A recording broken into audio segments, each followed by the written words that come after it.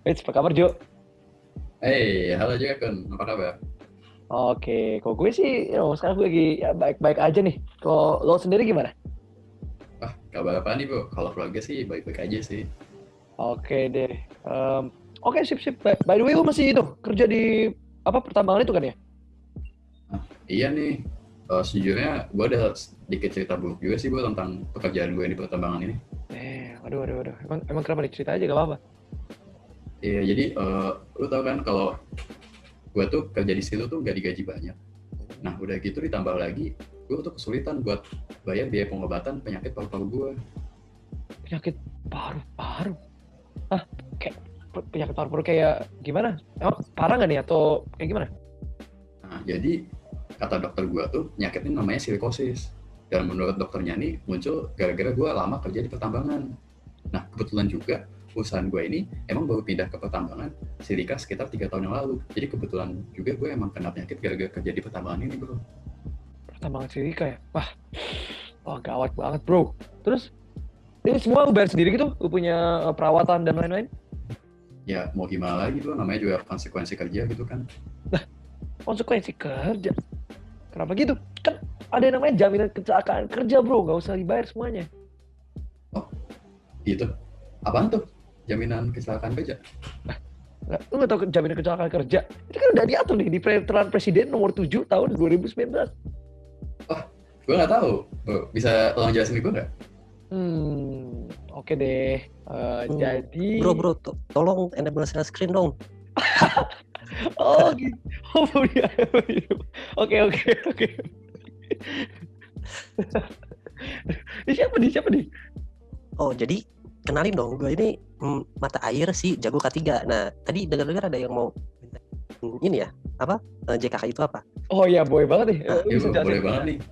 Iya, jadi tadi aku merasa terpanggil karena ada yang nyebut-nyebut JKK. Nah, jadi ini JKK itu berdasarkan Peraturan Presiden nomor 7 tahun 2019 adalah manfaat berupa uang tunai dan atau pelayanan kesehatan yang diberikan pada saat pekerja mengalami kecelakaan kerja yang disebabkan oleh lingkungan kerja. Nah, sedangkan penyakit akibat kerja adalah penyakit yang disebabkan oleh pekerjaan dan atau lingkungan kerja.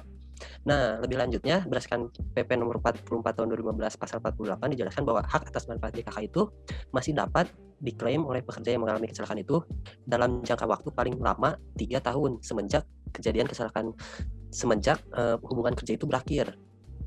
Oh. Ya, 3 tahun. Nah gitu tuh Jo, udah jelas nih sama mata air pengetahuan. Paham oh kan? Gitu? Iya. Wah, mantap juga nih. Kalau gitu berarti penyakit gue yang lain juga bisa gue klaim lewat JKK dong? Lah, kalau penyakit banyak amat, penyakit apa lagi Jo? Iya bro, jadi sebenarnya gue juga pernah menderita penyakit namanya carpal tunnel syndrome. Gara-gara gue tuh dulu sering banget pakai bor. Jadi setiap gue kerja tuh gue pakai bor, tangan gue jadi kena penyakit itu. Carpal tunnel syndrome, wah, terus berduka nih. Tapi tenang aja, kalau berdasarkan peraturan yang tadi ini yang barusan dijelasin JKK, setahu kita bisa diklaim juga kok, karena masih ada hubungannya kan, karena tentunya lu mau ngenambang gitu kan, kalau misalnya lu nggak bisa ngebor kan nggak bisa nambang dengan baik ya. Jadi karena itu adalah penyakit akibat kerja, harusnya kalau misalnya lu klaim lu harus bisa mendapatkan benefit dari JKK. Oh gitu. Wah, kalau tahu gitu, gue kemarin pas kena COVID gara-gara mudik bisa diklaim juga dong. COVID gara-gara mudik. Lu kurang dengerin deh Jo. Kan udah dibilang nih, penyakit-penyakit yang bisa di-cover itu cuma penyakit akibat kerja. Kalau misalnya gak ada hubungannya, kayak lu mau mudik udah dilarang sama pemerintah, lu kena, yang mana bisa di-cover gitu kan. Oh gitu. Kalau gitu berarti penyakit gue yang... Udah, biar aku aja yang jelasin daripada kalian ngobrol nggak jelas. Nah, jadi ada beberapa penyakit yang memang dari peraturannya itu emang di-cover oleh JKK. Nah, penyakit-penyakit itu salah satu contohnya adalah misalkan virus hepatitis. Nah, penyakit lainnya adalah asma dan penyakit lainnya adalah tuberkulosis. Nah, selain itu ada penyakit-penyakit lain juga yang memang di-cover oleh JKK. Nah, lebih lanjutnya kita dapat lihat peraturan itu sendiri. Nah, ini dari lampiran PP nomor 7 tahun 2019 itu sendiri terdapat penyakit yang disebabkan oleh faktor kimia beserta rinciannya. Di sini banyak sekali penyakit yang memang di-cover oleh JKK itu sendiri. Nah, selain itu ada faktor fisika juga dan rinciannya faktor biologi dan penyakit berdasarkan sistem organ lainnya dan masih banyak. Nah, lebih lanjutnya kalian bisa baca sendiri aja karena nanti filenya itu nanti bisa dilihat dengan mudah di internet gitu. Oh, Nah, selain itu juga ada penyakit yang misalkan tidak terdapat di peraturannya itu sendiri, lalu gimana dong? Bisa diklaim nggak? Nah, jadi dari peraturan pasal 4 PP nomor 7 tahun 2019 memang dijelaskan apabila penyakit yang tidak tercantum itu dan memang terbukti disebabkan oleh lingkungan kerja atau pekerjaannya itu sendiri dan memang dibuktikan dengan ilmiah secara metode yang tepat dan dilakukan oleh dokter atau spesialis yang berkompeten di bidang kesehatan kerja itu, nah penyakit itu masih dapat diklaim oleh JKK. Nah, jadi kalian nggak bakal rugi lagi misalkan kerja terus sakit, terus kalian malah kerja bukannya untung tapi malah rugi gitu. Nah, jelas nggak sih kayak gitu? Oke. Ya, jelas. Thank you banyak penjelasannya nih. Berarti lampiran lengkapnya harusnya ada di deskripsi video ini kan ya? Di komen gitu ya? Iya nggak sih? Mata air?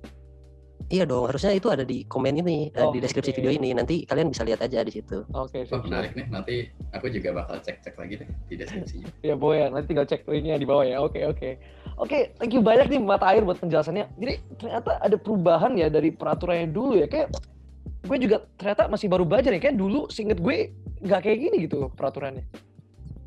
Peraturan yang dulu tuh apaan tuh? Jadi gimana ya Jo? Dulu pas gue masih young boy gitu, masih kayak SMA gitu ya. Nah, seinget gue nama apa ya? Kalau nggak salah keputusan presiden nomor 22 tahun 1993 gitu kayaknya ya. Oh gitu. Kalau boleh tahu perubahannya ada apa aja sih namanya?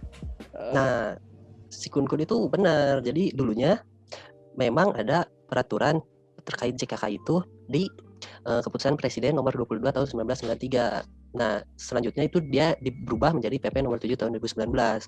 Nah, perbedaannya itu waktu di keputusan presiden nomor 22 tahun 1993 hanya terdapat 31 jenis penyakit yang tertera dalam keputusan presiden. Nah, di situ penyakitnya tidak terlalu detail seperti pada PP nomor 7 tahun 2019. Nah, itu perbedaan utamanya. Nah, selain itu pada PP nomor 7 tahun 2019 penyakit-penyakit yang ada dipaparkan juga itu sudah dikelompokkan berdasarkan sistem target organ atau kanker atau spesifik lainnya. Nah, jadi PP yang baru ini jadi semakin lebih jelas lagi dan tidak usah bingung lagi bagaimana penyakit ini di cover oleh JKK atau tidak. Jadi tidak usah khawatir lagi untuk masalah itu. Oke. Oh gitu ya. Ternyata gue sendiri kurang update ya. Aduh. Iya, kalau gitu gue besok langsung coba klaim JKK ke perusahaan gue deh. Ya iya dong, langsung klaim aja besok. Besok tanggal merah nggak sih? Oh enggak, besok masih aman. Oke deh, by the way lu tau nggak cara klaimnya? Benar juga ya. Gimana sih emang BTW cara ngurus klaimnya? Nah, jadi cara klaim JKK itu simpel ya, mudah, sederhana. Nah, yang pertama itu pastikan dulu bahwa masa klaim belum kadaluarsa, yaitu maksimal 3 tahun setelah kecelakaan terjadi. Nah, lalu saat kecelakaan itu terjadi, perusahaan selambat-lambatnya dalam waktu 2 kali 24 jam melaporkan kejadian tersebut ke BPJS Ketenagakerjaan. Nah, lalu perusahaan juga mengirimkan laporan formulir kecelakaan kerja tahap 1 beserta dokumen pendukungnya. Lalu apabila pekerja dinyatakan sembuh atau meninggal dunia, perusahaan mengirim laporan kecelakaan tahap 2. Nah, selanjutnya pihak BPJS akan menghitung dan membayar santunan beserta ganti rugi kecelakaan kerja kepada pekerja atau ahli warisnya. Oke. Ini kalau mau baca lebih banyak, ada di deskripsi juga ya Mata Air? Nah, iya, ada juga nanti di deskripsi. Oke, nice. Nah, udah tuh, jelas, clear. Tinggal ikutin aja udah nanti. Bisa nggak? Oh, mantap bener nih. Jadi ya uang pengobatan gue nanti bisa dialokasiin buat sekolah anak gue deh. Nice. Nah, jadi sekian dulu dari tugas besar kami dari kelompok 1 KKLK. Semoga setiap pekerja bisa sadar terhadap hak-haknya dalam menjalankan pekerjaannya, termasuk apabila terdapat penyakit-penyakit yang terjadi karenanya. Untuk perusahaan-perusahaan, kami mengimbau supaya terus menaati peraturan-peraturan yang tertulis dan juga memberdayakan pekerja-pekerjanya. Kami dari kelompok 1 KKLK mohon pamit, mohon maaf apabila terdapat kesalahan, dan semoga bermanfaat. Terima kasih. Oke deh, mantep dah itu. Temen lu sih penjelasannya bagus banget sih bro, gue belajar banyak sih. Teman gue kira itu teman lu. Temen gue? Kok dia bisa masuk sih? Lah, gue kira teman